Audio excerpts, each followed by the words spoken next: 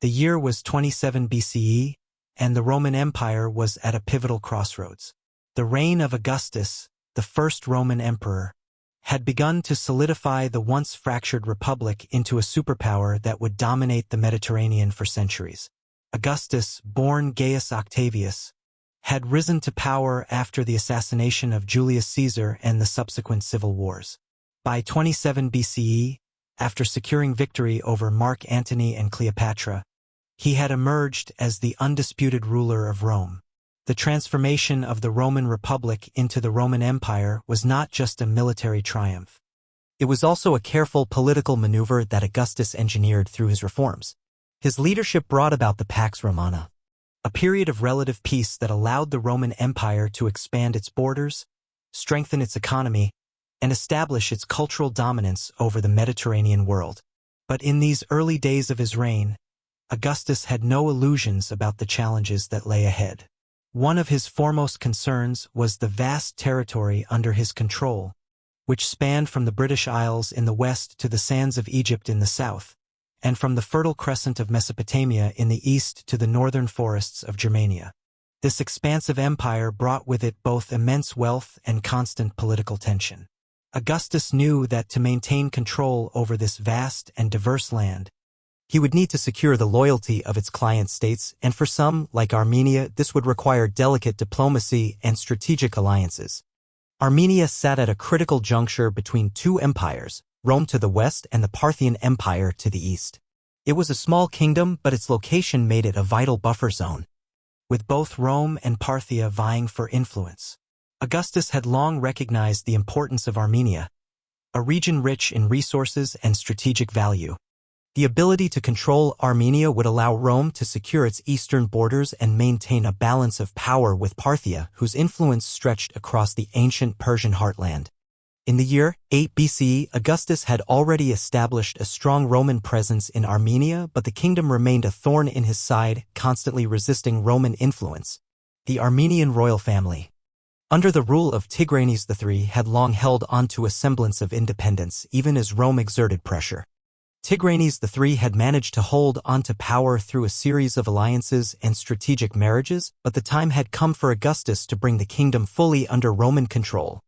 It was in this context that the story of Julia, Augustus' daughter, intersects with the fate of Armenia. Julia was born to Augustus and his second wife, Scribonia, in 39 BCE. As the only biological child of the emperor, she was a figure of immense political importance. From a young age, Julia was groomed to play a central role in her father's vision for the Roman Empire. Her beauty, intelligence, and political acumen made her one of the most sought-after women in the Roman world. But Julia's marriages were not merely personal affairs. They were carefully arranged alliances designed to solidify Augustus' political power. Her first marriage was to the heir to the throne, Marcellus, but when he died unexpectedly, she was married to Marcus Agrippa, Augustus' most trusted general. Agrippa's death, too, would later leave Julia a widow, but she would not remain unmarried for long. Augustus had plans for his daughter, and one of his most important political strategies involved a marriage that would strengthen Roman influence in the East. A marriage between Julia and Tigranes IV, the young king of Armenia. At the time, Tigranes IV was only a boy, thrust onto the throne after the forced abdication of his father, Tigranes III, who had been ousted by the Romans. Though he held the title of king, Tigranes IV was largely a puppet of the Roman Empire, his reign more symbolic than actual. But Julia's marriage to him would be no ordinary union. It was a marriage that Augustus hoped would secure the loyalty of Armenia, cement Roman dominance in the region, and weaken any resistance from the Parthians. Julia, now in her late 20s, was no stranger to political marriages, but this one presented unique challenges. As a Roman princess, she was accustomed to the opulence and power of Rome, but Armenia was a far different place. The customs, culture, and politics of the kingdom were foreign to her. And yet, she understood the importance of her role. Her marriage to Tigranes IV would not only shape her own future, but also the future of Armenia and its place within the Roman sphere of influence. For Tigranes IV, this marriage was both an opportunity and a curse. Though still young, he knew that his kingdom's future was not entirely in his hands. His father had been removed from power by Rome, and Tigranes IV was seen as little more than a Roman client king. The alliance with Julia was both a lifeline and a shackle. While it offered some degree of legitimacy to his reign, it also tied Armenia irrevocably to Rome. He could not escape the looming shadow of Augustus' empire. As the political dynamics of Armenia and Rome began to shift, Julia would come to play a critical role in her husband's rule.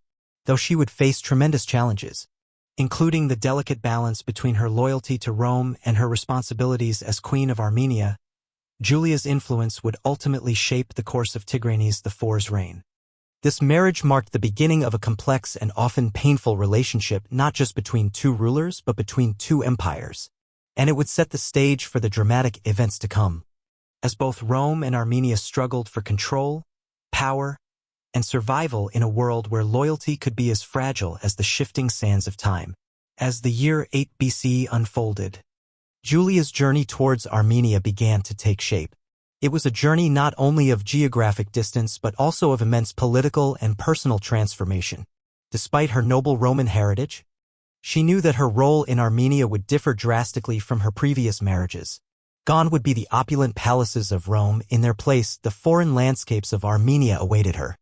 Julia's understanding of her position was clear. This marriage, arranged by Augustus himself, was not a union of love but a political necessity. The roads leading to Armenia were long and treacherous, the journey taking Julia through the Anatolian plateau into the heart of a kingdom she had never known.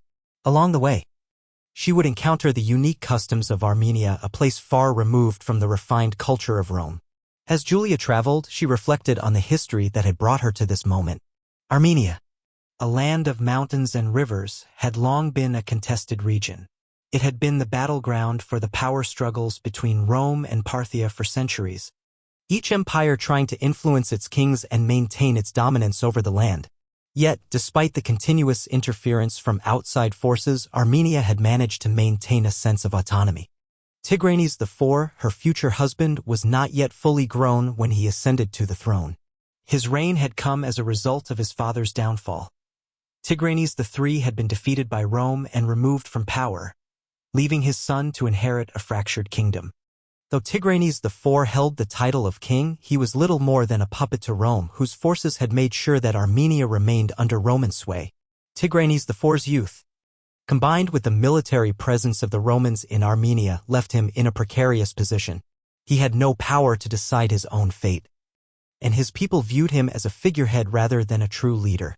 Julia, as a Roman princess, was an essential part of Augustus' broader strategy to solidify Roman influence in the region.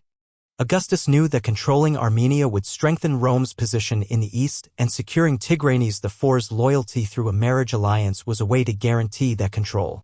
But this would not be an easy task for Julia. She had lived her entire life under the protection of Roman power, never having to answer to foreign rulers. In Armenia, Julia would find herself in a strange position, playing the role of a queen in a kingdom that had no real say in its political future. Upon reaching Armenia, Julia was introduced to Tigranes IV. The young king, though regal in appearance, carried the weight of his father's failure and his own powerless position. Despite his outward appearance, Julia could see the hesitation in his eyes. His expression was guarded, his mind weighed down by the knowledge that his reign was a shadow of the true kingship that his ancestors had once enjoyed.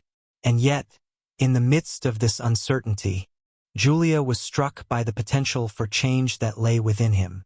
She realized that this marriage could either be a binding force that further solidified Roman control or the beginning of a new political arrangement, one that could shift the balance of power in the region.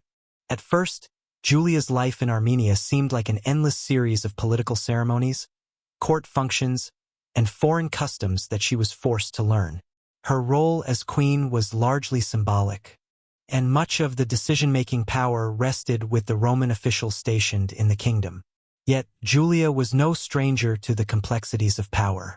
She had seen her father navigate the treacherous waters of Roman politics for years, and she understood that even in the most constrained circumstances, there was always room for influence. Slowly, Julia began to find her voice within the Armenian court. She used her position not only to influence her husband, Tigranes IV, but also to strengthen ties with Roman officials, balancing the desires of both empires. While Tigranes IV remained largely passive, Julia worked behind the scenes to ensure that Armenia's interests were not entirely sacrificed to Rome. She advocated for greater autonomy for Armenia, pushing back against the more heavy-handed Roman governors.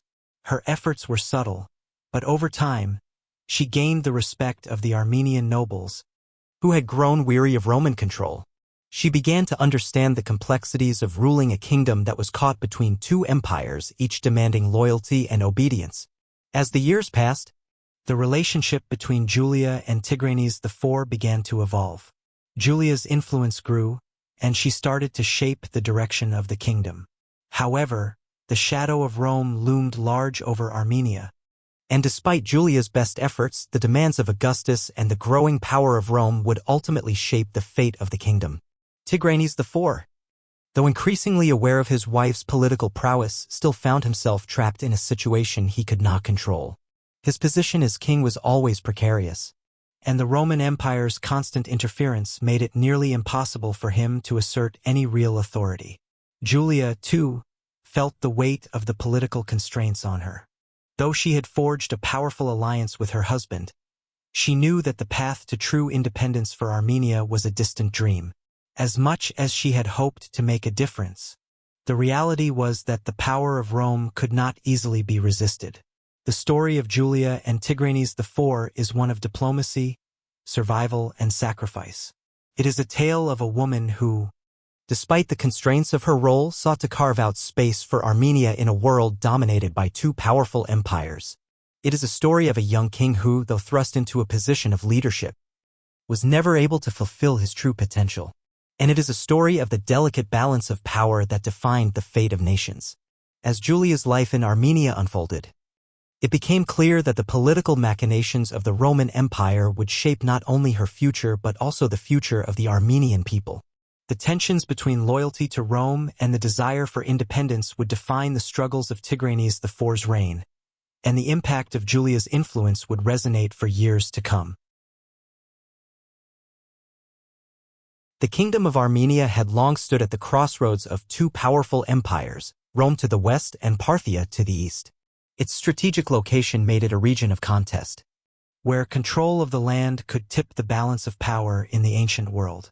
As such, the story of Tigranes IV began in a time of great uncertainty, when Armenia was caught between the ambitions of these two great powers. Tigranes IV was born into the royal family of Armenia, a dynasty that had once been one of the most powerful in the region. His father, Tigranes III, had been the ruler of Armenia for many years, but his reign was increasingly overshadowed by the influence of Rome. Tigranes III, though an able ruler, had been forced to navigate the complex politics of the Roman Empire, whose growing influence over Armenia had made it difficult for him to maintain his independence. Tigranes III had long tried to assert Armenia's sovereignty, but the growing Roman presence in the region made it increasingly difficult to resist. Augustus, the first Roman emperor, had long sought to bring Armenia under Roman control, seeing its strategic location as a vital part of the empire's eastern defenses. In the year 12 BCE, Augustus began to exert greater pressure on Armenia, demanding that Tigranes III align more closely with Roman interests. Tigranes III, however, was unwilling to cede full control to Rome. He tried to resist, seeking alliances with the Parthians, but his efforts were in vain. In 8 BCE, after a series of failed negotiations and increasing Roman military pressure, Tigranes III was forced to abdicate in favor of his son, Tigranes IV. Tigranes IV, still a boy at the time, was thrust into a position of great responsibility. His father's abdication was not a voluntary act of succession, but rather a political maneuver orchestrated by Rome. Tigranes IV was not chosen for his ability to rule, but because he was perceived as a weak figurehead whom the Romans could manipulate. He would serve as the puppet king of Armenia, under the watchful eyes of Roman officials and military commanders. While Tigranes III had been a man of principle, willing to fight for Armenia's independence, his son was a different sort of ruler. Tigranes IV was young, inexperienced, and heavily reliant on Roman support. He was well aware of the precariousness of his position, and his reign was marked by a sense of helplessness. His kingdom, once a proud and independent nation, was now nothing more than a Roman client state. its sovereignty compromised by the overwhelming power of Rome. At the same time, the political landscape of Rome was changing. Augustus, having secured his position as emperor, was focused on consolidating his power and ensuring the stability of the empire. He understood that Armenia was a critical piece in the larger game of imperial politics. The marriage of Julia, his daughter, to Tigranes IV was a calculated move to ensure that Armenia remained firmly within the Roman sphere of influence. By marrying his daughter to the young king, Augustus hoped to solidify Roman control over the region and weaken any resistance from Parthia. Julia, though unaware of the full extent of her future role, was an important pawn in her father's political strategy. Her marriage to Tigranes IV would create a bond between Rome and Armenia, a bond that Augustus hoped would ensure the loyalty of the Armenian king. Julia's presence in Armenia would not only cement her personal relationship with Tigranes IV but also serve as a constant reminder of Rome's dominance over the kingdom. When Julia arrived in Armenia, she was greeted with a mixture of curiosity and suspicion. The Armenians had long resisted Roman influence, and the presence of a Roman princess in their midst was a symbol of their subjugation. But Julia's beauty and grace quickly won her the favor of the Armenian court. She adapted to the foreign customs of her new home, learning the language and the intricacies of Armenian court life. Despite the tension between Rome and Armenia, Julia's presence in the kingdom brought a sense of unity, even if that unity was born out of political necessity. For Tigranes IV, the arrival of Julia marked the beginning of a new chapter in his life. The young king, still learning the ways of leadership, found himself caught between two worlds: the world of his Roman wife and the world of his Armenian heritage. Though he was the king, his power was limited. The Roman officials in Armenia made most of the important decisions, and Tigranes IV was left to oversee the day-to-day affairs of the kingdom, a role that did little to satisfy his ambition. In the early days of their marriage, Julia and Tigranes IV's relationship was one of necessity rather than affection. Julia, though intelligent and politically savvy, was still learning the ropes of diplomacy in a foreign land. She knew that her role was to be the mediator between the demands of Rome and the needs of Armenia, and she took this responsibility seriously. Tigranes IV, on the other hand, was unsure of his place in the world. He wanted to be a strong king, but the weight of Roman expectations kept him from making any significant decisions. Despite their political alliance, tensions between the young couple were inevitable. Tigranes IV had inherited his father's desire for Armenia's independence, and he was not content to simply be a puppet of Rome. Yet, he lacked the power and resources to assert his will. Julia, for her part, understood the delicate balance between Rome and Armenia. But she was also keenly aware that her marriage to Tigranes IV was not just a personal union, it was a political tool designed to advance her father's interests. As the months passed, Julia's influence over her husband grew. She became his confidant, offering advice and counsel in matters of state. But the challenges facing Tigranes IV were insurmountable. His kingdom was steadily being absorbed by the Roman Empire, and the young king's attempts to assert his authority were continually thwarted by Roman officials. For Tigranes IV, the realization that his kingdom could never be fully independent was a bitter pill to swallow. He had been thrust into a leadership role that he was ill-equipped to handle, and the pressure of ruling a kingdom under Roman control was slowly eroding his confidence. Julia, despite her growing influence, could not change the fact that Armenia was caught in the vice of Roman power. The early years of Tigranes IV's reign were marked by a sense of helplessness. The young king, surrounded by Roman officials and subjected to their influence, could do little to protect Armenia's sovereignty. And though Julia had become an important player in the political landscape of Armenia, her influence was limited by the overarching power of Rome. As time passed, the political pressures surrounding Tigranes IV's rule grew more insistent. Though he was still young, the responsibilities of leadership weighed heavily on him. His actions, or lack thereof, were scrutinized by both the Roman Empire and his own people. Armenia, once a proud and independent kingdom, was being steadily consumed by the powerful Roman Empire, and Tigranes IV's inability to prevent it filled him with both resentment and resignation. Julia, meanwhile, continued to find herself caught in the delicate position of being both the Roman daughter of Augustus and the queen of a foreign, increasingly subjugated land. Despite her Roman birthright, she had married into a kingdom where her political leverage was constrained. Her role was to act as a stabilizing force, bridging the cultural and political divide between Armenia and Rome. She understood the importance of maintaining peace between the two empires, but she also recognized that her marriage to Tigranes IV could not stop the forces of history.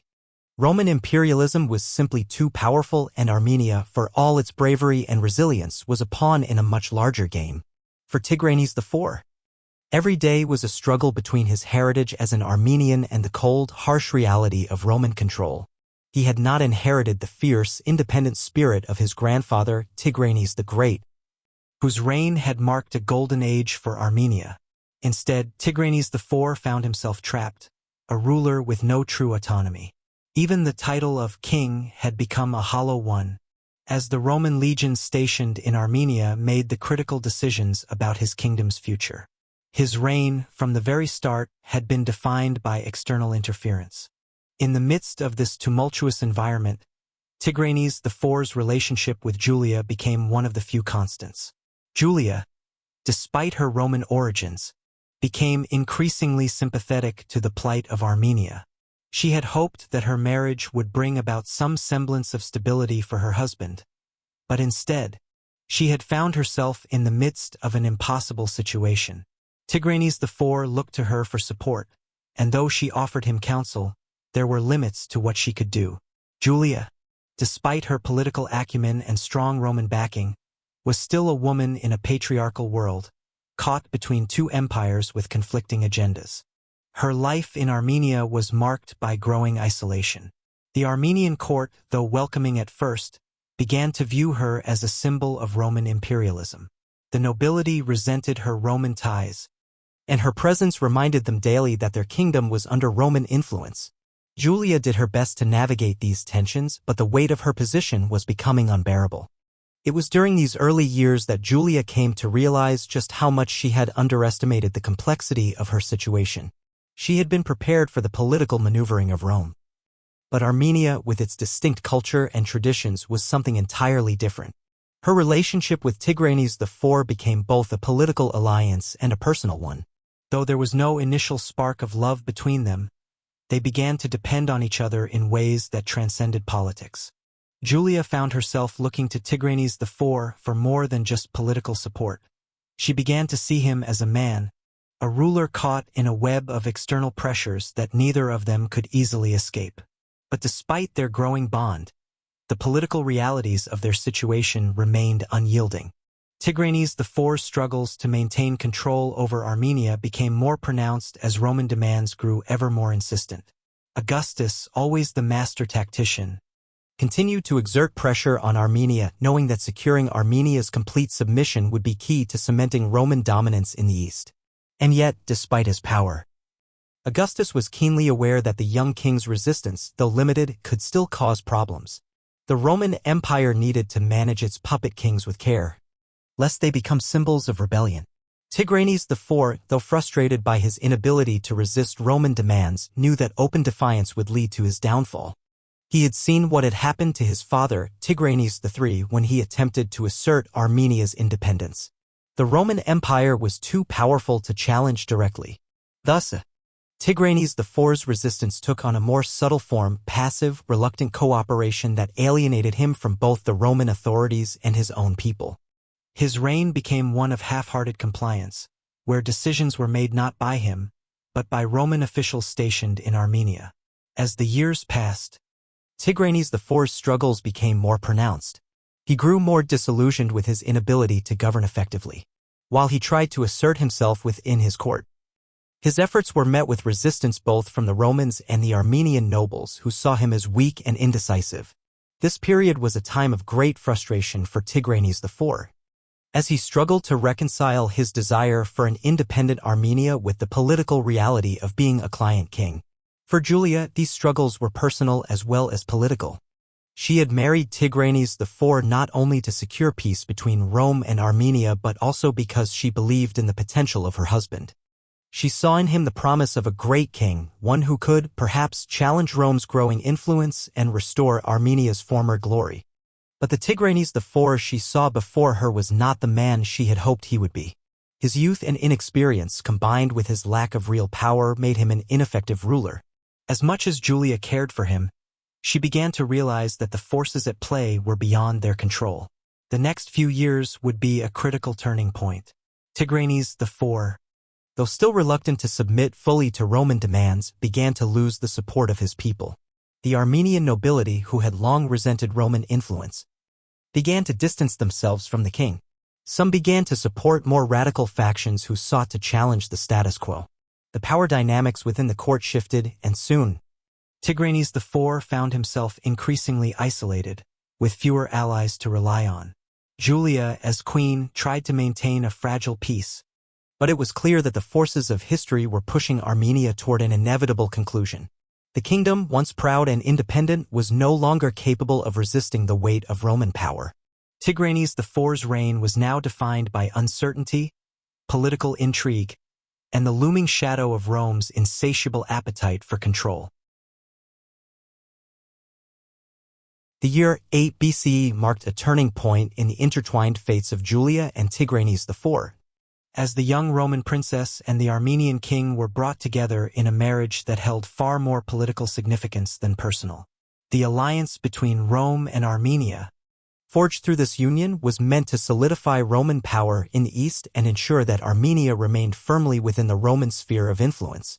Yet, beneath the grandeur of this political arrangement lay the growing complexity of their relationship, one that would evolve over time into a delicate, sometimes strained partnership. Julia, though a seasoned player in the politics of Rome, was still unfamiliar with the intricacies of Armenian court life. The journey to Armenia was long and fraught with uncertainty. But as the entourage made its way toward the Armenian capital, Julia remained resolute. She had been prepared for her role by her father Augustus, who had impressed upon her the importance of this marriage. She had married before, first to Marcellus, then to Marcus Agrippa, both politically motivated unions.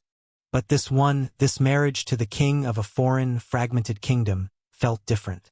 Armenia was a land caught between two great powers, and Julia was to be the link between them. Tigranes IV, on the other hand, had no choice but to accept his fate. As a king placed on the throne by Rome, his autonomy was limited, and his marriage to Julia was another step in his gradual surrender to Roman influence. Though still young, Tigranes IV understood the necessity of the union. He had been carefully groomed for this role by his Roman overseers. He had no illusions about his position. He was a puppet of the Roman Empire. And the marriage to Julia was the final piece in Augustus' grand political puzzle. When Julia arrived in Armenia, she was met with a combination of curiosity and suspicion. The Armenians, proud of their kingdom's independence, resented Roman interference, and the sight of a Roman princess marrying their king was not a symbol of strength, but rather of submission. Armenia's nobles looked on the marriage with mixed feelings. Some saw it as an unavoidable reality, while others whispered in the shadows, plotting ways to rid the kingdom of Roman influence.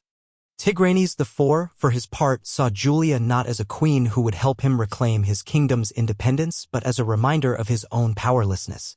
The wedding itself was a grand affair, a spectacle that symbolized the union of two kingdoms, one Roman, one Armenian. Despite the political significance of the event, it was a somber affair for Tigranes IV. As the crown was placed upon his head, he felt more like a figurehead than a ruler. His marriage to Julia was a recognition of his inability to assert his independence. Though his people cheered, Tigranes IV knew that his reign had already been shaped by forces far beyond his control. His marriage to Julia did not mark the beginning of a reign of power, but the cementing of his subjugation to Rome.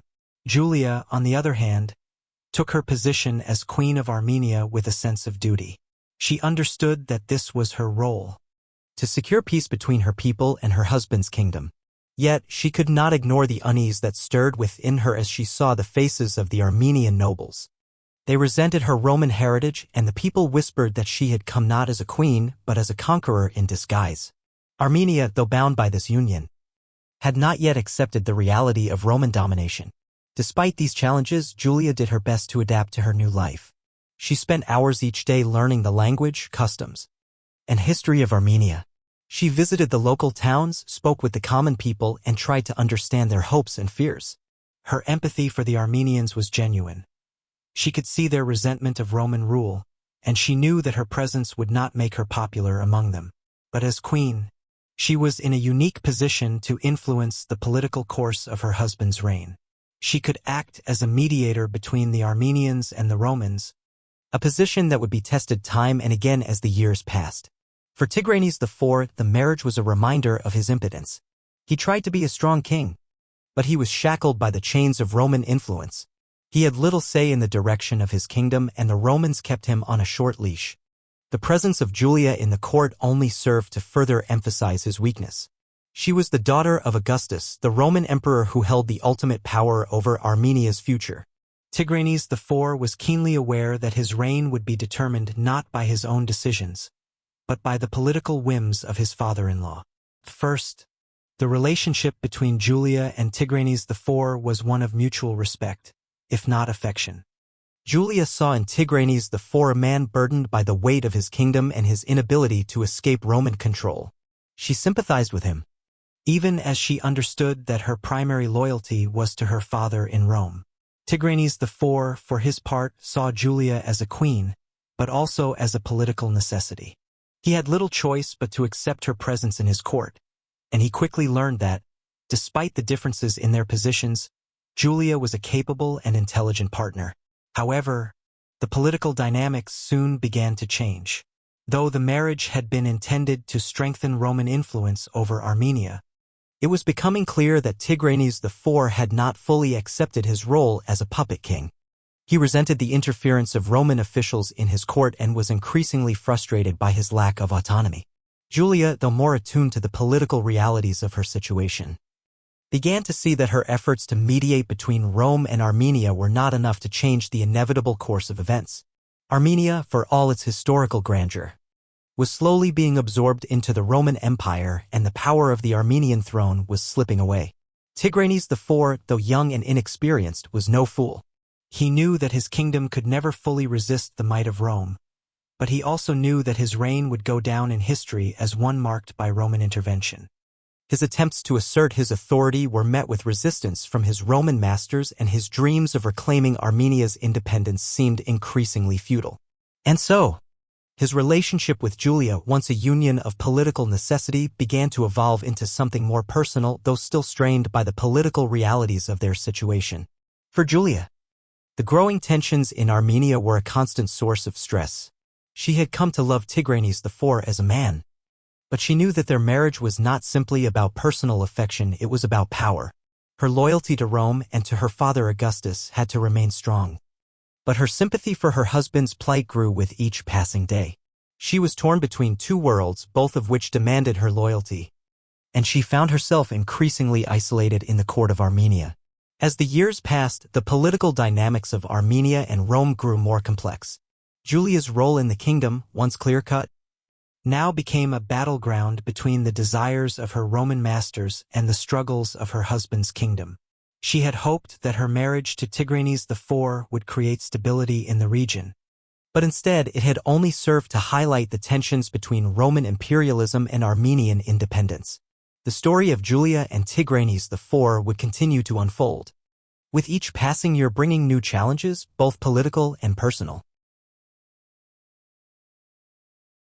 The years following Julia's marriage to Tigranes IV were filled with a mixture of promise and growing tensions. The political landscape of Armenia, while still somewhat intact, was undeniably shifting under the weight of Roman influence. For Julia, life as the Queen of Armenia was far different from the role she had played in Rome. While she had been groomed for a life of power and responsibility in the Roman Empire, her position in Armenia required a subtle blend of diplomacy, survival, and sacrifice. Armenia was a land of stark contrasts. Its ancient traditions and proud heritage clashed with the encroaching forces of Roman control. The kingdom had been at the crossroads of two powerful empires for centuries, and now, under the weight of Roman imperialism, it was struggling to retain its independence. Julia found herself caught between these two worlds. As the daughter of Augustus, she had an innate loyalty to Rome, But as the Queen of Armenia, she could not ignore the realities of her position. Her marriage to Tigranes IV was a tether that bound her to a kingdom increasingly under Roman rule. In the early days of her marriage, Julia had hoped that her presence would help bridge the gap between the two powers, but she quickly realized that the gulf between Rome and Armenia was far deeper than she had anticipated. Her role as queen was not one of autonomy. It was, in many ways, a symbolic one. While she had considerable influence over her husband and his court, the true decisions of the kingdom were being made by the Roman officials who had been stationed in Armenia. Tigranes IV, though still formally king, was largely a puppet to the Roman authorities. His reign was marked by a sense of powerlessness, and Julia, despite her efforts, could not change the inevitable tide of Roman dominance. Julia's days in Armenia were a constant juggling act. She had learned quickly that, while her position granted her a certain level of respect in the court, it also placed her in a precarious position. The Armenian nobles were deeply resentful of Roman influence, and her marriage to Tigranes IV only served to highlight their diminished authority. Many of the nobles saw her as a foreign interloper, a symbol of their kingdom's subjugation. Yet, Julia could not ignore the fact that she was the daughter of Augustus, and her role was not just that of a wife, but of a political representative of Rome. Her presence was, in essence, a reminder to the Armenian people that their sovereignty was not their own. Despite this, Julia did her best to navigate the delicate political landscape of Armenia. She was careful not to alienate the nobles, learning their customs and engaging in the court's affairs. She hosted feasts and participated in ceremonies, always keeping in mind that her role was to maintain the fragile peace between the two empires. Though she felt the weight of her position, Julia also began to understand the complexities of the Armenian people. She met with local leaders and listened to the grievances of the people. Many expressed their resentment of Roman rule, but there were also those who saw the benefits of being aligned with the Roman Empire. For the common people, Roman rule brought stability, trade, and protection from their eastern neighbor, the Parthian Empire. Julia's interactions with her husband, Tigranes IV, were also evolving. At first, their relationship had been one of mutual political necessity with little room for affection. However, over time, Julia began to see a side of Tigranes IV that went beyond the young, powerless king who had been placed on the throne by Roman decree. Tigranes IV, despite his limitations, was a man of deep pride and ambition. His desire for Armenia's independence was undeniable, even if he lacked the power to act upon it. Julia came to understand that, despite his apparent passivity, he still longed to be a true ruler of his kingdom. Julia's efforts to advise Tigranes IV became an essential part of their relationship.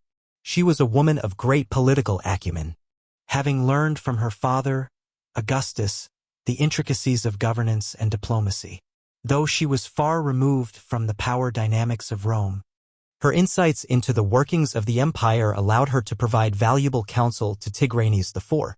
She knew that his desire for independence could never fully be realized under Roman domination, but she hoped that he might find a way to carve out some measure of autonomy for Armenia, if not for himself, then for future generations.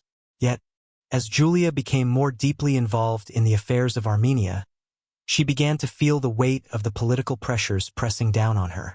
She was caught between two powerful forces, her loyalty to her father, Augustus, and her growing sympathy for the plight of the Armenian people. The court at Rome, though vast and powerful, was far removed from the reality of life in Armenia. Julia knew that her actions could have serious consequences not just for her marriage, but for the future of the entire kingdom. Tigranes IV, though young and impressionable, was no fool. He saw the growing divide between his kingdom and the Romans, and he began to grow increasingly disillusioned with the role he had been forced into. His dreams of a strong, independent Armenia were slowly being eroded by the overwhelming power of Rome. While he respected Julia, he could not ignore the fact that she, too, was a symbol of that power.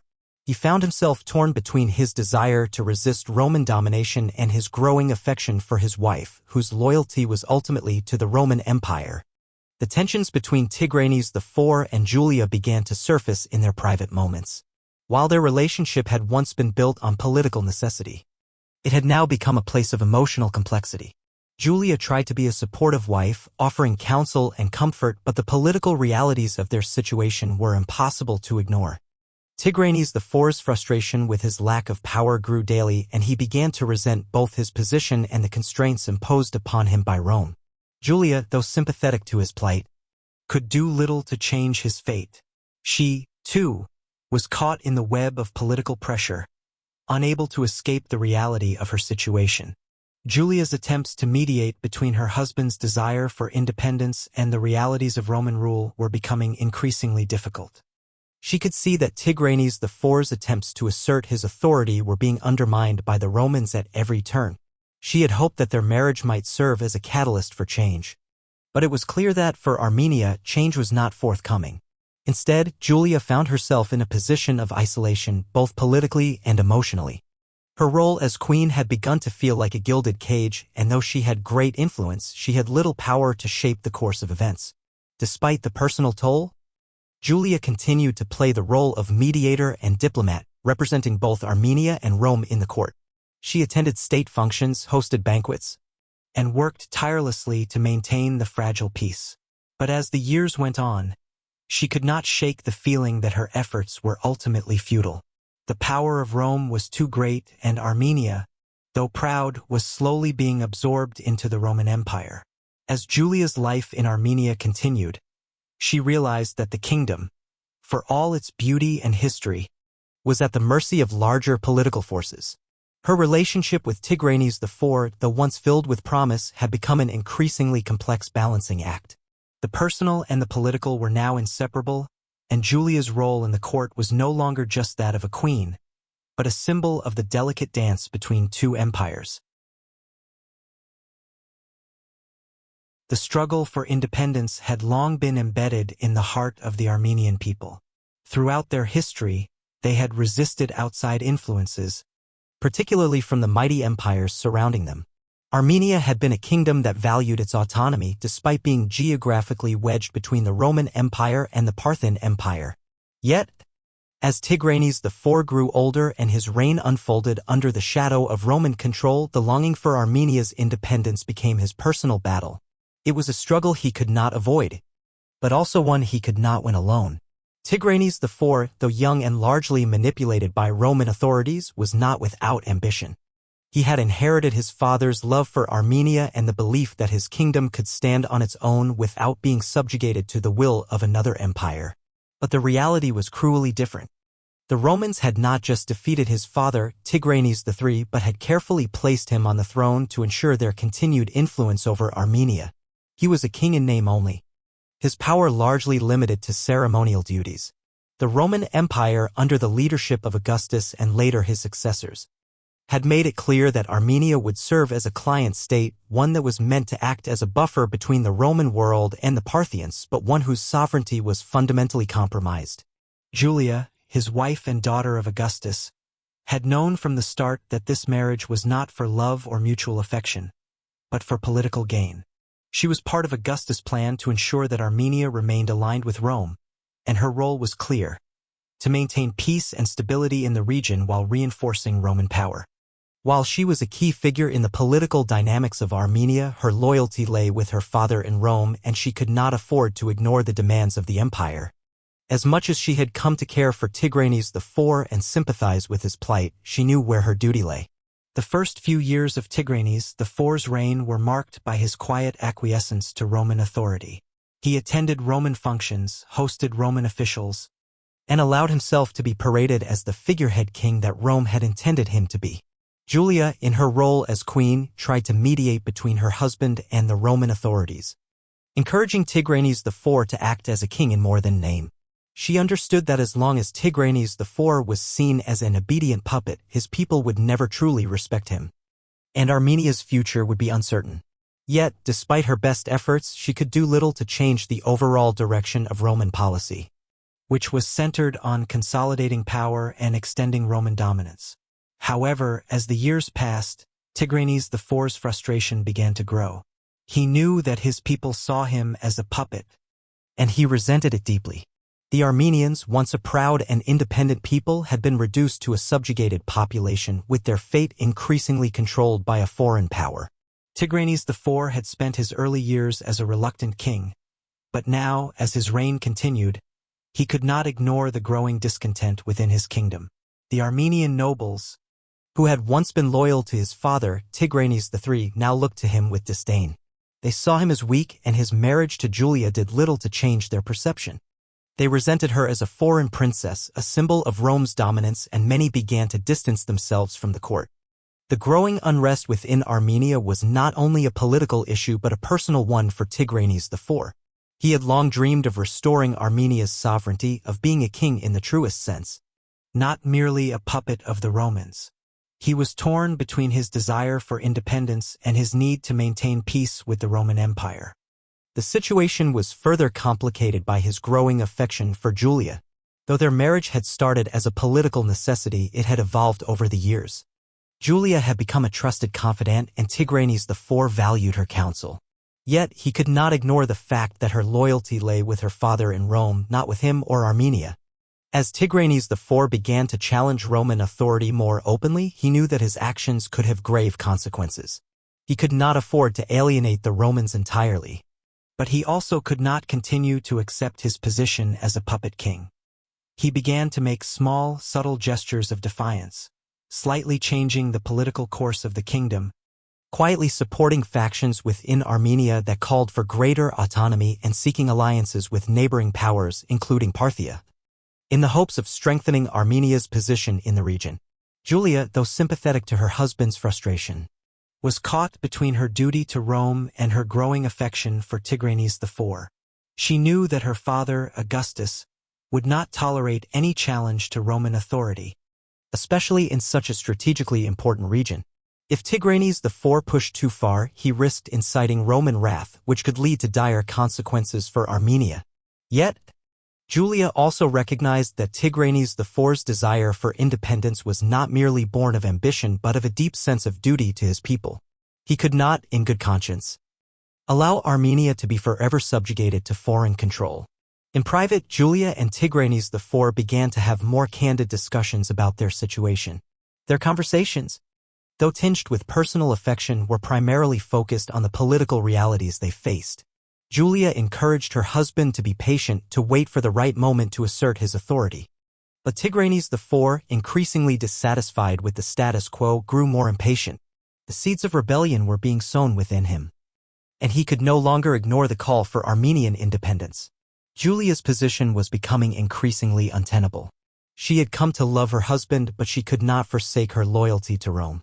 Her duty was to Augustus and the Roman Empire, and she feared that any support for her husband's growing resistance could be seen as a betrayal of her own people. She found herself torn between two loyalties, the love for her kingdom and the man she had married, and her responsibility to the empire that had given her both power and purpose. As the political situation in Armenia grew more volatile, Tigranes IV knew that he had to make a decision. If he continued to act as a puppet, he would lose the respect of his people forever. But if he chose to resist Rome more openly, he risked plunging his kingdom into war, a war that Armenia was ill-prepared for. The Parthian Empire, while a potential ally, could not offer the protection he needed against the might of Rome. His only option, he realized, was to play a dangerous game of diplomacy, one that could either secure Armenia's autonomy or lead to its destruction. Julia, too, felt the weight of her own decisions. She had been the bridge between two worlds, but now that bridge was cracking under the pressure. The fate of Armenia, her marriage, and her own sense of identity all seemed to hang in the balance. She could no longer avoid the truth. The love and loyalty she had for her husband were in direct conflict with the political realities she had been born into. She feared that no matter what choice she made, she would lose something essential, whether it be her loyalty to her father, her love for Tigranes IV, or her faith in the future of Armenia. As the years wore on, Tigranes IV's struggle to maintain his authority and the sovereignty of Armenia became increasingly untenable. His reign, once filled with hope and the desire for independence, had slowly transformed into a quiet desperation. The Armenian kingdom, once a proud player on the geopolitical stage, was now reduced to a mere satellite of the Roman Empire, its kings more ceremonial than ruling. Tigranes IV, despite his ambition and the love he held for his people, was losing the battle for autonomy, and he could feel the weight of it pressing down on him with each passing day. The reality of his situation was clear. Rome was too powerful, its influence too far-reaching. His father, Tigranes III, had been defeated by the Romans, and now Tigranes IV was forced into a position of submission that he could neither escape nor resist. He had tried, over the years, to assert some measure of independence for Armenia, but the forces arrayed against him were too great. The Roman legions stationed in Armenia were a constant reminder that any challenge to Roman rule would be met with overwhelming force. At the heart of Tigranes IV's frustration was the lack of support from his own people. The Armenian nobles, once loyal to his father, had begun to distance themselves from the young king. They had grown disillusioned with the political status quo and with Tigranes IV's inability to protect Armenia from Roman interference. Many of the nobles, who had once been the power brokers of Armenia, had turned to Roman officials for support, further consolidating the Roman grip on the kingdom. In his private moments, Tigranes IV often found himself reflecting on the choices he had made. He had been thrust into this position by forces beyond his control, and now he was paying the price. The hope he had once held for Armenia's independence seemed like a distant dream. He had tried to balance the demands of Rome with the aspirations of his people, but in the end, he had only found himself more isolated, both politically and personally. Julia, despite her loyalty to her father in Rome, had always been a supportive wife. She had tried to act as a mediator, offering advice to Tigranes IV and attempting to soothe the tensions between him and the Roman officials. But even Julia could see the writing on the wall. She had long recognized the growing frustration in her husband's heart. But now, even she could not deny the reality of his situation. There was no room for Armenia to assert itself in the face of such overwhelming power. The pressure of her dual loyalties, her love for Tigranes IV and her loyalty to her father Augustus, had begun to take its toll on Julia. The delicate balance she had tried to maintain between her role as a queen in Armenia and her duty to Rome was crumbling. She saw the decline of her husband's power and could do little to stop it. Her position had become increasingly precarious. Her influence within the court, once strong, was now waning as the Armenian nobles turned more and more to the Roman authorities for support. The turning point came when Roman forces, under the command of a new governor sent by Augustus, began to openly intervene in the internal politics of Armenia. This Roman official, a seasoned politician named Gaius Valerius, had been tasked with overseeing Armenia's political affairs and ensuring that the kingdom remained firmly under Roman control. His arrival marked the beginning of the end for Tigranes IV. Valerius was a shrewd and ruthless figure, known for his ability to manipulate local leaders and consolidate Roman power. His influence quickly overshadowed Tigranes IV, and the young king found himself sidelined in the very court he had once hoped to rule. For Julia, the arrival of Gaius Valerius signified a new chapter in her life as well. Though she had long served as a mediator between the Romans and the Armenians, she was now faced with the reality that her marriage to Tigranes IV was no longer enough to preserve Armenia's independence. She had done her best to protect her husband and his reign, but the tides of history were against them. Gaius Valerius, with the full support of Augustus, began to take over the political reins of Armenia, rendering Tigranes IV's role largely symbolic. Tigranes IV, feeling his power slip away, grew more despondent. He withdrew from the political affairs of the court, retreating into the palace as Roman officials took charge of the kingdom. His advisors, once loyal to him, now looked to the Roman governor for guidance. The once proud king of Armenia, who had dreamed of restoring his kingdom to its former glory, was now a king in name only. His reign had been reduced to a series of meaningless rituals, and the Armenian people, who had once looked to him for leadership, began to turn their attention to the Romans. The nobles, once the heart of Armenia's political power, now sought favor with the Roman authorities. They saw Tigranes IV as a weak king, unable to protect Armenia from Roman domination. As they aligned themselves more closely with the Roman governor, the kingdom's future became clearer. Armenia was no longer an independent kingdom but a mere appendage of the Roman Empire.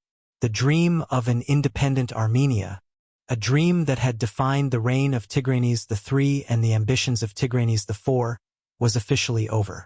For Julia, this decline in her husband's power was a bitter pill to swallow.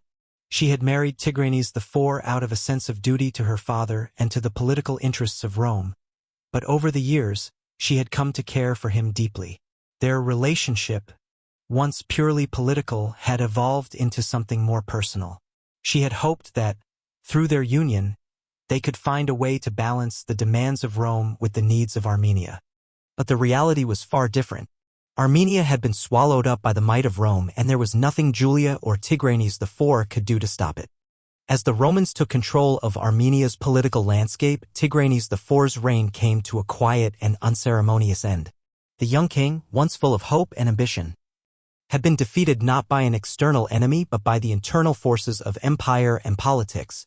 His dream of an independent Armenia had been crushed under the weight of Roman domination, and his reign had come to symbolize the fragility of small kingdoms caught between the larger empires of the ancient world. Julia, though saddened by the fall of her husband, knew that her duty lay with her father in Rome. As much as she had loved Tigranes IV, she had never been able to change the course of history. The empire had spoken, and Armenia was now fully under Roman control.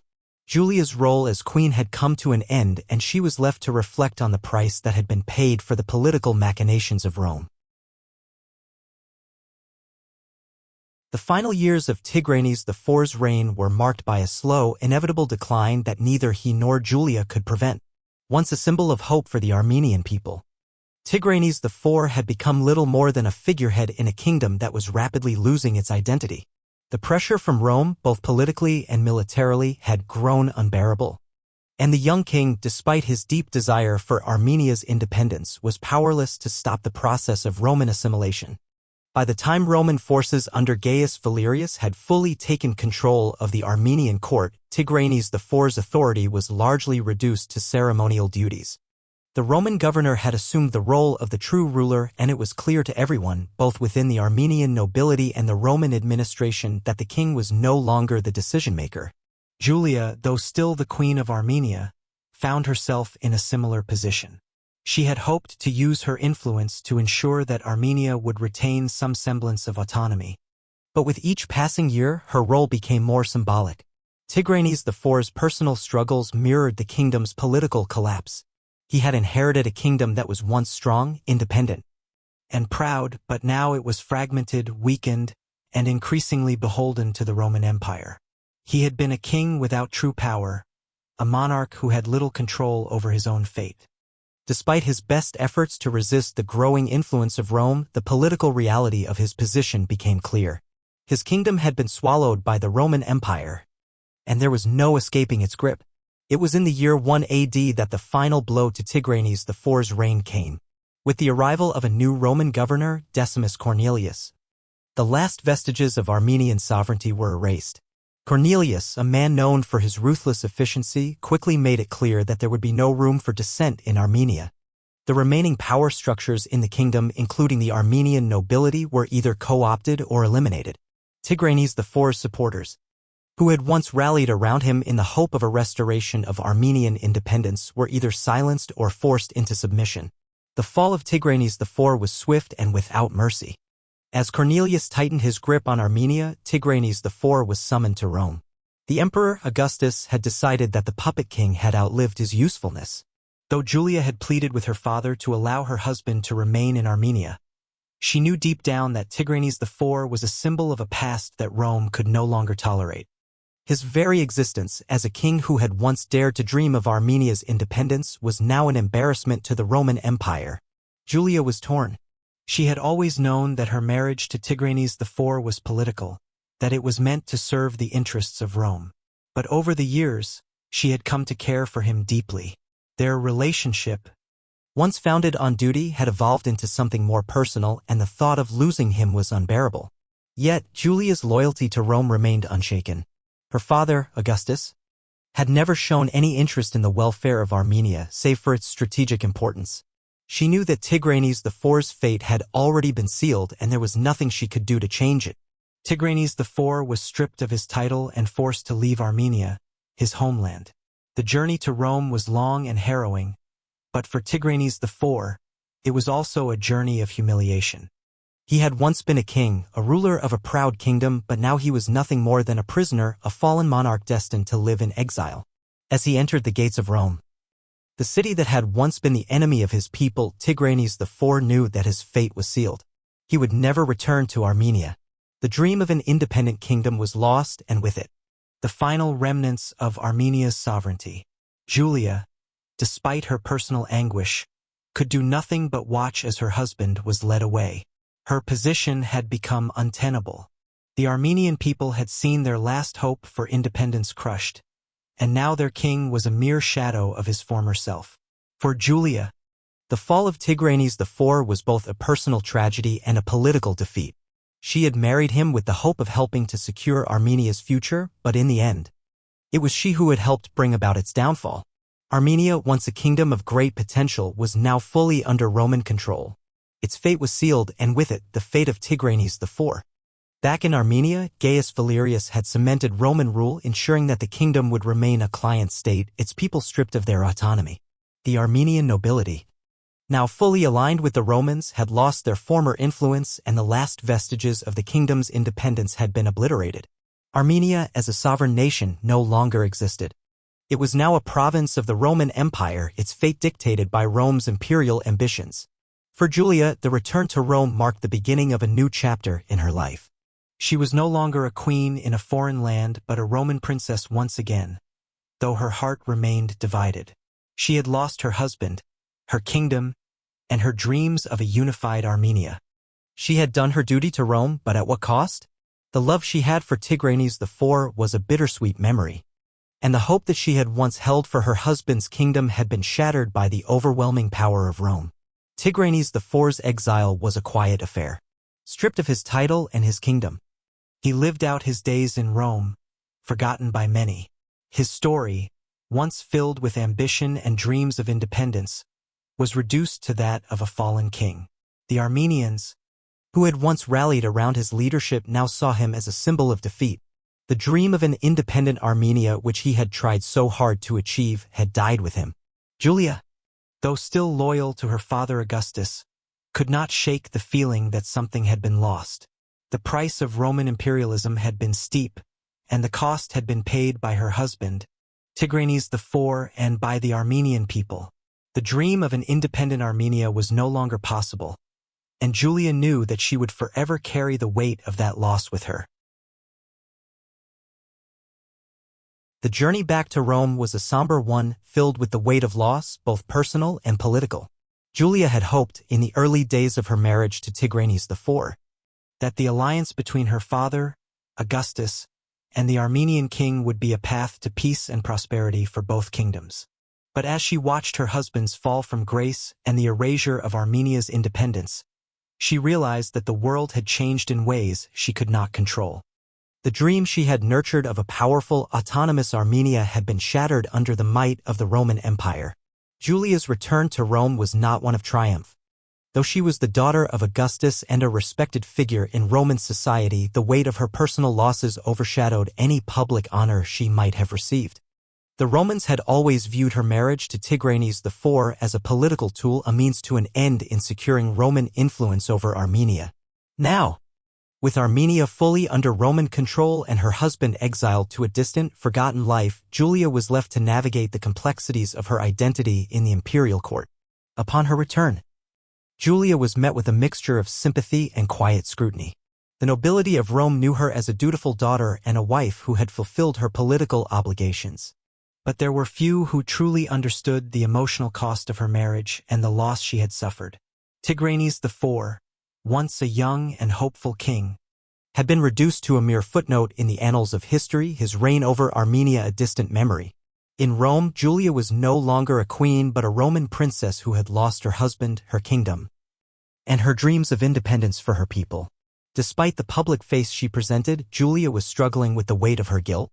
She had, after all, played a key role in the political machinations that had led to Tigranes IV's downfall.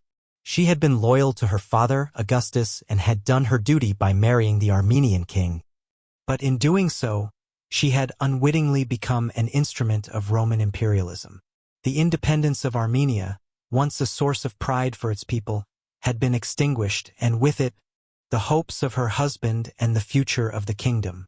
In the quiet moments when she was alone, Julia often found herself reflecting on her marriage to Tigranes IV.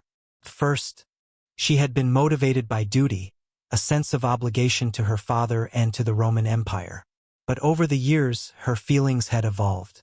She had come to care deeply for Tigranes IV, not just as a political ally but as a man who had shared her hopes and dreams, even if those dreams were doomed from the start.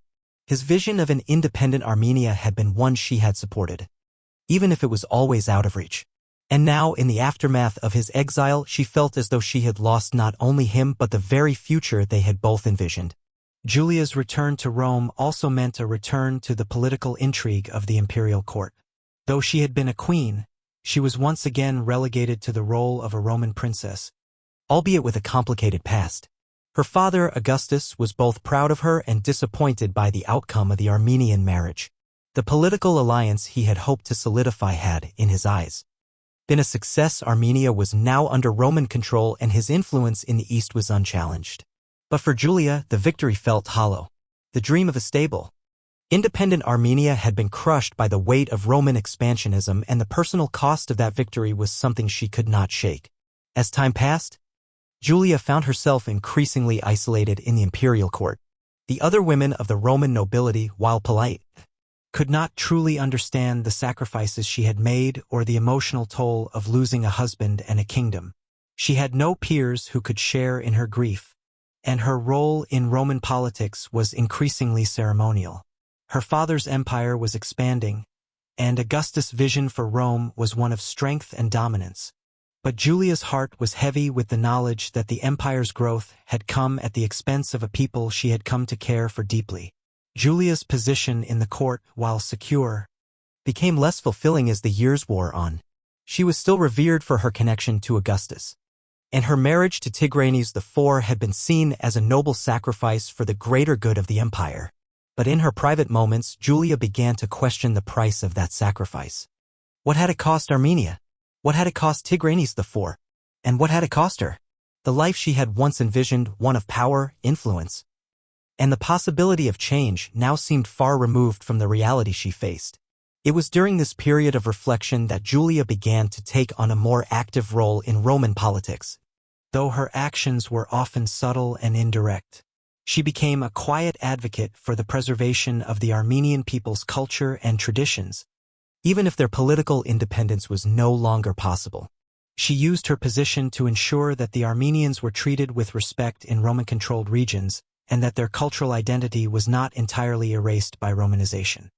While these efforts were small in the grand scheme of the empire, they provided Julia with a sense of purpose and allowed her to atone in some measure for her role in the destruction of her husband's kingdom. In Rome, Julia's legacy was complex. To the public, she was the daughter of Augustus, a woman who had played her part in securing Roman dominance in the east. But to Julia herself, her legacy was intertwined with the memories of Tigranes IV, of the man she had married with the hope of securing peace, and of the kingdom she had hoped would remain independent. In the end, the weight of history and the realities of empire had made her dreams impossible to fulfill, and she was left with a legacy defined not by the glory of conquest, but by the quiet sorrow of what could have been. Years had passed since Tigranes IV was exiled to Rome, and the grip of the Roman Empire on Armenia had become undeniable. The kingdom that had once stood as a proud independent entity was now a mere province under the control of the Roman Empire. With Tigranes IV out of the picture, Armenia's sovereignty had been erased. Even the Armenians themselves, though they still held on to their culture and traditions, found their political autonomy all but gone. For Julia, this period of Roman consolidation brought an uneasy mix of triumph and sorrow. Julia had, over the years, taken on a more subtle role in the inner workings of the Roman court. Though her marriage to Tigranes IV had ended in failure for Armenia, it had succeeded in bringing about what her father, Augustus, had always envisioned: complete Roman control of the eastern regions, particularly Armenia, which was strategically vital. She could not deny that her father's empire was growing stronger with every passing year, but the personal cost of that expansion weighed heavily on her. In Rome, Augustus' rule continued to be marked by military campaigns and territorial acquisitions. The Roman Empire's dominance in the east was now complete. What had once been a battleground for Roman and Parthian interests, Armenia was now fully under Roman influence. Though the Armenian people still clung to their rich cultural traditions, their kingdom was now little more than a Roman client state. Roman officials had assumed control of Armenia's political and military affairs, and Armenia's former rulers, the noble families that had once stood at the helm of the kingdom, were now either incorporated into the Roman bureaucracy or exiled like Tigranes IV. For Julia, the growing influence of Rome in Armenia was a bitter reminder of her own role in the political unraveling of the kingdom. Her influence in the Armenian court, once an attempt to mediate between Roman imperialism and Armenian independence, had become irrelevant. The dream of an independent Armenia had long faded, and in its place, a new reality had emerged, one where the Armenians were forced to live within the boundaries set by Roman authorities. While Julia still held some sway in Rome, her ties to Armenia had been severed. Julia's efforts to preserve Armenia's cultural heritage, though noble, were largely symbolic. She had used her position in the Roman court to make subtle efforts on behalf of the Armenians. She advocated for the preservation of Armenian traditions, language, and customs, hoping that the Roman Empire would allow her people to maintain their identity despite their political subjugation. Yet it was clear that these efforts would have little impact on the broader ambitions of Rome. As the years passed, Julia watched the Romanization of Armenia unfold. Roman architecture, laws, and customs began to permeate every corner of the once independent kingdom. The Romans built roads and fortresses across the land, establishing military and administrative centers to further consolidate their power. The Roman military presence in Armenia was a constant reminder that the kingdom's autonomy was now a thing of the past. Despite her growing disillusionment, Julia remained a respected figure in Rome. Her father, Augustus, had managed to solidify his power, and under his leadership the Roman Empire grew stronger with each passing year. The Pax Romana, the period of relative peace brought about by Augustus' rule, continued to hold sway across the empire. Julia, however, could not fully embrace the peace that her father had secured. The cost of that peace was Armenia, her homeland, and the fall of a kingdom she had once hoped to protect. As Armenia was fully absorbed into the Roman Empire, the Armenian people were forced to adapt to their new reality. Many of the nobles who had once resisted Roman control now sought to serve the empire in hopes of maintaining some level of influence. Others, disillusioned by the loss of their kingdom, turned to rebellion, though these efforts were swiftly crushed by Roman forces. The resistance, however, was not entirely extinguished. Small pockets of Armenian rebellion would continue to smolder, though they lacked the leadership and resources to challenge Roman power. Julia's internal conflict deepened as she watched the Romanization of her once vibrant homeland. Her position in the Roman court remained secure, but it had become a hollow existence. She was still a Roman princess, the daughter of Augustus, but her heart remained with the Armenians, whose kingdom had been lost to the empire her father had built. She had played her part in securing Roman dominance in the East, but at what cost? The political and personal price had been far greater than she had ever imagined. In the years following the fall of Armenia, Julia continued to support her father's vision for the Roman Empire, but privately, she struggled with her role in the empire's expansion. She had once been an active player in the political maneuvering that had secured Rome's control over Armenia, but now she felt a sense of emptiness. Her marriage had been a political tool, and though she had come to care deeply for Tigranes IV, she could not escape the fact that her personal happiness had been sacrificed for the sake of Rome's power. Her efforts to preserve the cultural identity of the Armenians had been in vain, and she could not undo the damage that had been done. Despite her personal sorrow, Julia carried on. Her duties in Rome were vast, and she continued to serve her father as an influential member of the imperial court. She raised her children, guided by the knowledge that the future of the Roman Empire would be shaped by their generation. Yet, as she moved forward in her life, she could not forget the loss of Armenia.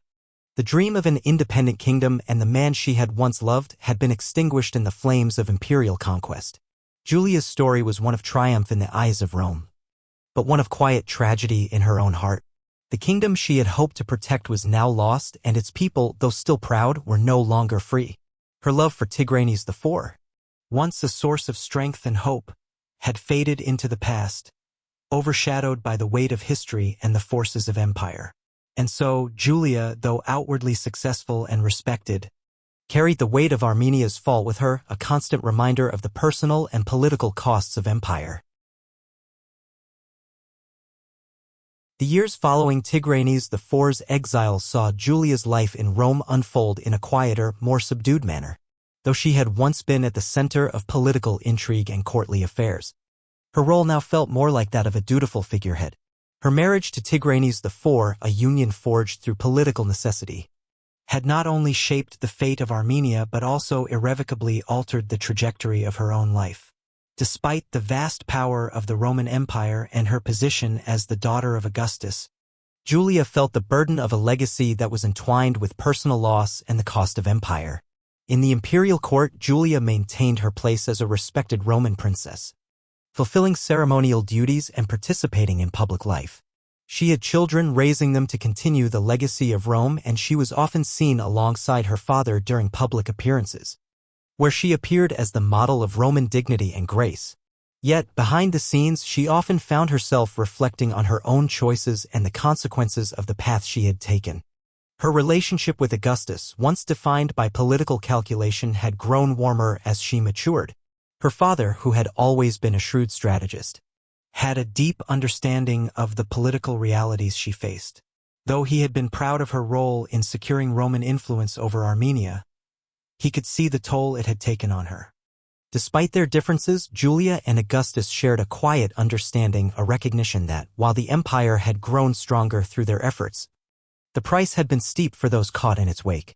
Julia's thoughts often drifted back to Armenia, to the land she had hoped to preserve as an independent kingdom, and to Tigranes IV, the man she had once married out of duty but had come to love deeply. She had not seen him since his exile to Rome, and despite her occasional visits to his modest home, she could not erase the bitterness that remained in her heart. Tigranes IV, once a young and hopeful king, was now a man broken by the weight of his kingdom's fall. His dreams of independence had been crushed, and now he lived as a shadow of his former self. For Julia, his presence in Rome was a painful reminder of her role in the destruction of Armenia's autonomy. As the years passed, Julia became increasingly involved in the preservation of Roman culture and the strengthening of the empire. Her influence in the court, though not as direct as it had once been, was still significant. She quietly supported the development of Roman arts, architecture, and infrastructure, helping to shape the cultural landscape of the empire. She understood that her legacy, as a woman who had been at the center of Rome's expansion, would be defined not just by her marriage to Tigranes IV, but by the work she did to contribute to Rome's enduring power. Yet, despite her efforts, Julia knew that her legacy would always be tied to the fall of Armenia. The kingdom she had once hoped to protect was lost to history, and its people, though resilient, would forever be remembered as victims of Roman conquest. Julia's name would be remembered in the annals of Roman history, but it would also be forever linked to the subjugation of the Armenian kingdom, a tragedy that would linger in her heart for the rest of her days. In her later years, Julia's role in the court shifted. As Augustus' reign continued, she found herself less involved in the active politics of the empire. Though she still wielded influence, much of it was ceremonial. The empire was now firmly established, and its expansion into the east had come at the expense of Armenia. Julia's position in the imperial family was secure, but her personal life was marked by a quiet sorrow. She had once been part of a marriage that symbolized hope for a peaceful future, but that hope had been dashed, leaving behind only the remnants of a once proud kingdom. Julia's final years were marked by a sense of introspection. Though she had achieved great things as a daughter of Augustus and a queen of Armenia, she was keenly aware of the price that had been paid. The cost of empire, the sacrifice of Armenia's independence, and the loss of the man she had once loved were all etched in her memory. In the quiet moments of her life, she often thought about what might have been, the possibility of a world where Armenia had retained its autonomy, where Tigranes IV had been able to lead his people as a free king. But those dreams were lost, swallowed by the insatiable drive of Rome. Her legacy, though intertwined with the history of the Roman Empire, was not one of unmitigated triumph. Julia's story was one of duty, sacrifice, and the complexities of empire. She had played her part in securing Rome's power, but in doing so, She had witnessed the fall of Armenia, a kingdom whose people had once shared a common vision of independence with her. As she neared the end of her life, Julia's thoughts turned to the future, to her children and the empire they would inherit. She hoped that, in time, the world would remember her not only as a daughter of Augustus and a queen of Armenia, but also as a woman who had tried, in her own way, to bridge the gap between two empires, and to preserve something of value in a world dominated by power. As Julia entered the twilight years of her life, she had become a figure of both respect and quiet reflection in the Roman court. The empire had flourished under her father's rule, its borders expanding ever outward, its power consolidated across the Mediterranean world.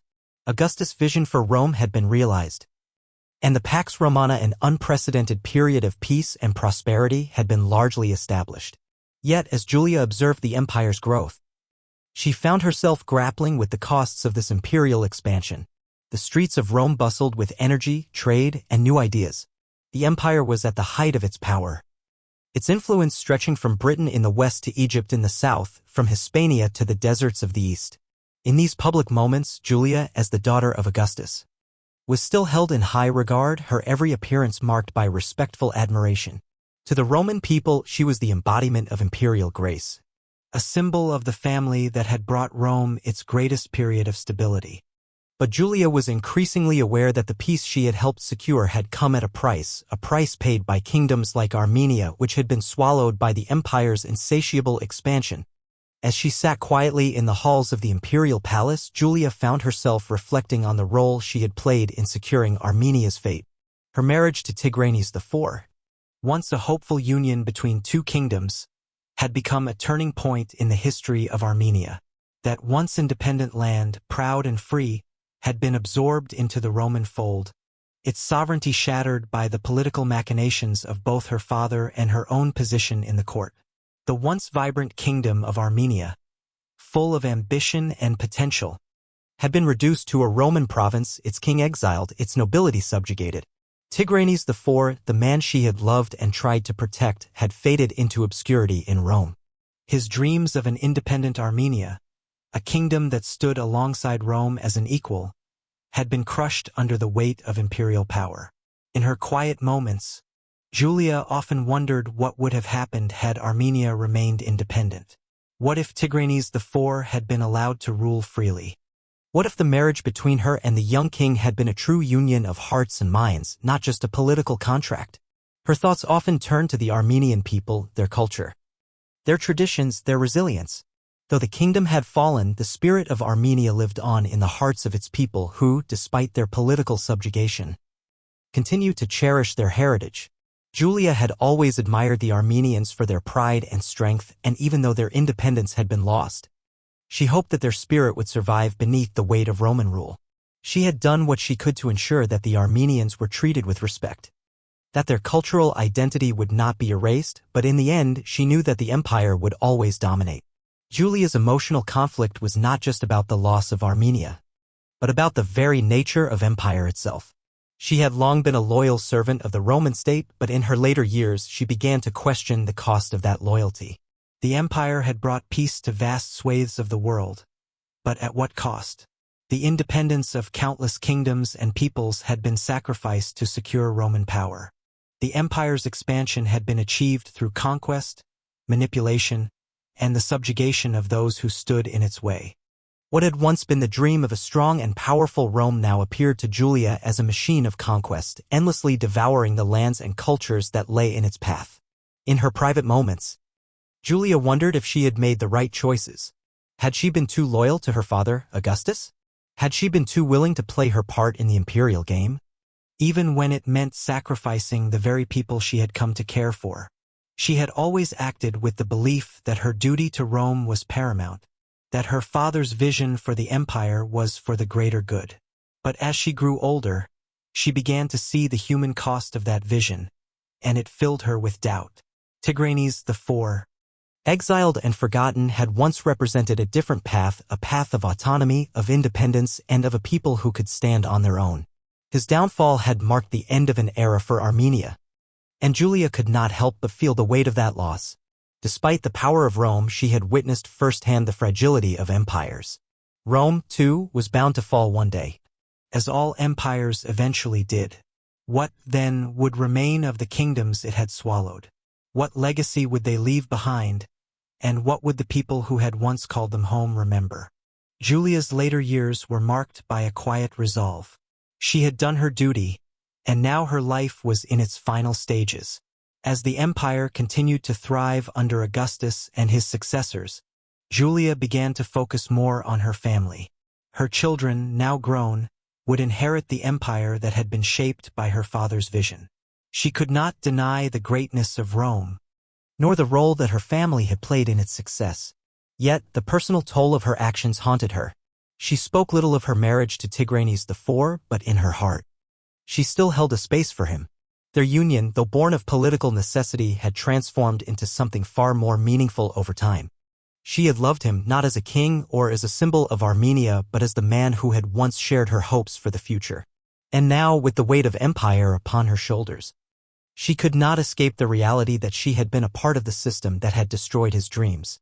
In her final days, Julia's thoughts were often filled with reflection on the true cost of power and empire. She had lived a life of duty, sacrifice, and political maneuvering. She had played her part in the grand narrative of Roman expansion, but she knew that history would not remember her as a hero. She was a product of the empire she had helped build, and her legacy was forever linked to the fall of Armenia and the subjugation of its people. But Julia also hoped that her efforts to preserve Armenian culture, her quiet advocacy for her husband's people, would be remembered. She had not been able to stop the tide of empire, but she had tried, in her own way, to ensure that the soul of Armenia would not be completely lost. And in the end, as the years passed and the empire continued to expand, Julia found peace in knowing that the people of Armenia, like all peoples, had the strength to endure even under the weight of empire.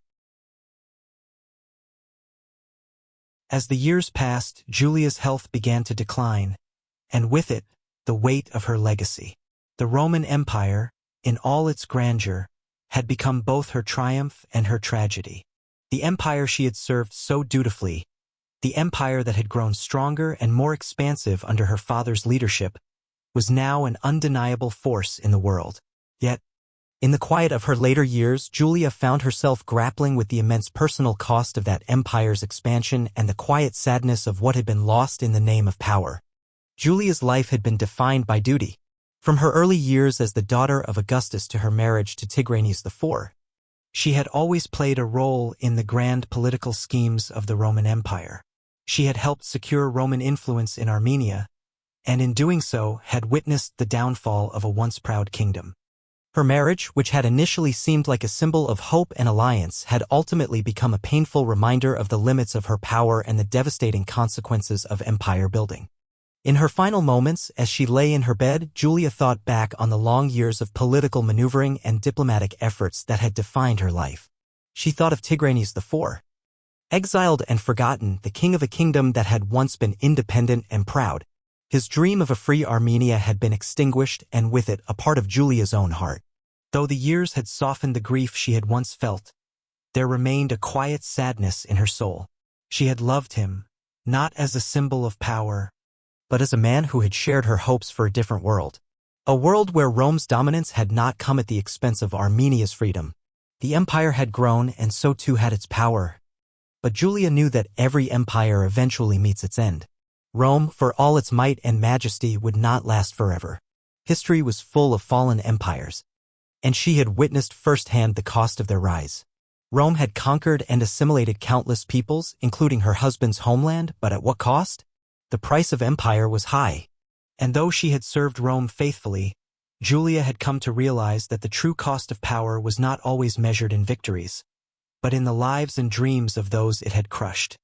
As Julia passed from this world, the empire she had helped build continued its march across the centuries. Augustus' vision for Rome had been realized, but Julia's own legacy was a more complicated one. She was remembered as the daughter of Augustus, the woman who had helped secure Roman power in the East, the Queen of Armenia who had seen the fall of her husband's kingdom. Her name would be etched in the annals of Roman history, but she knew that her legacy would always be tied to the subjugation of the Armenian people and the loss of their kingdom. Julia's life had been one of contradiction. She had been loyal to Rome, to her father, and to her duty, but in doing so, she had witnessed the destruction of a dream, Tigranes IV's dream of an independent Armenia. Despite her best efforts to mediate between two empires, she had been unable to change the course of history. Her marriage to Tigranes IV, though once a symbol of potential unity, had become a painful reminder of how the ambitions of empires often leave nothing but broken dreams in their wake. In her final days, Julia had come to accept that the empire she had served, the empire that had been her father's creation, was not without its cost. Her heart remained heavy with the memory of Armenia's fall, but she also understood that history moves forward, regardless of the sacrifices made along the way. The people of Armenia, though no longer free, still held on to their heritage, their culture, and their traditions.